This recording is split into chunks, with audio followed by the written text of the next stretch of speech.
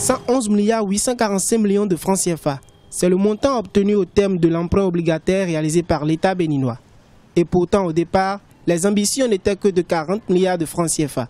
Nous attendions 40 milliards, nous avions eu 111 milliards de propositions et je dois dire que nous nous situons à plus de 178% de propositions.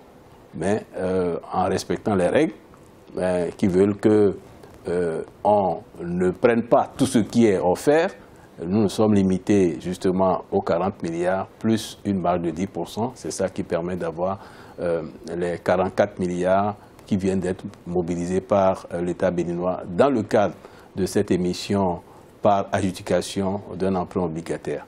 Cette somme réunie permettra au gouvernement d'assurer le financement des projets d'infrastructure et de poursuivre sa politique économique et sociale.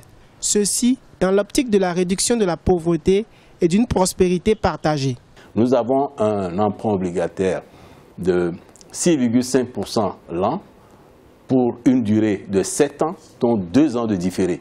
Et je pense que c'est une opération quand même assez importante et sa réussite mérite d'être soulignée de plusieurs traits.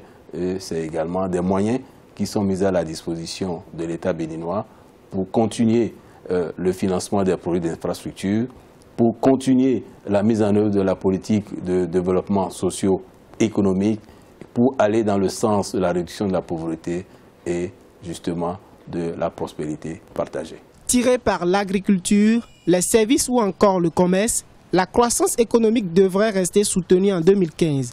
Les réformes engagées dans le secteur portuaire devraient se poursuivre, mais beaucoup d'efforts restent à faire dans la définition d'une stratégie claire de gestion de la filière coton.